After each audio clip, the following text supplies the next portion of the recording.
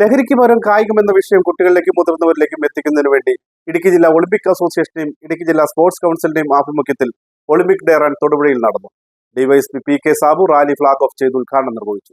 ലഹരിക്ക് പകരം കായികം എന്ന വിഷയം കുട്ടികളിലേക്കും മുതിർന്നവരിലേക്കും എത്തിക്കുന്നതിന് വേണ്ടിയാണ് ഇടുക്കി ജില്ലാ ഒളിമ്പിക് അസോസിയേഷന്റെയും ഇടുക്കി ജില്ലാ സ്പോർട്സ് കൗൺസിലിന്റെയും ആഭിമുഖ്യത്തിൽ റാലി സംഘടിപ്പിച്ചത്. DYSP P K Babu Olympic day run flag off ചെയ്ത് ഉദ്ഘാടനം നിർവഹിച്ചു. ആരോഗ്യകരമായ ഒരു ജീവിതശൈലി ക്രമപ്പെടുത്തുന്നതിന് ജനങ്ങളെ പ്രോത്സാഹിപ്പിക്കുന്നതിനും വേണ്ടിയാണ് ഇത്തരം ഒരു ദിനാചരണം ലോകമെമ്പാടും ഈ ജൂൺ 23 സംഘടിപ്പിക്കുന്നതെന്നാണ് ഞാൻ മനസ്സിലാക്കിയിട്ടുള്ളത്.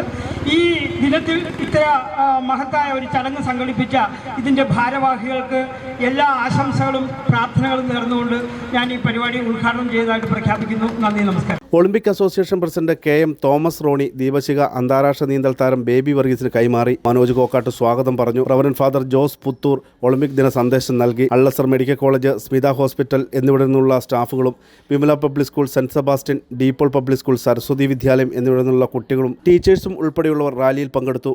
Olympic association secretary Saijan Stephen, ജില്ലാ sports council secretary Shajimon PA, doctor Prince K Mattam, Sarath U Nair, Jimmy Mattathippara, N. Raveendran എന്നിവർ പരിപാടികൾക്ക് നേതൃത്വം നൽകി.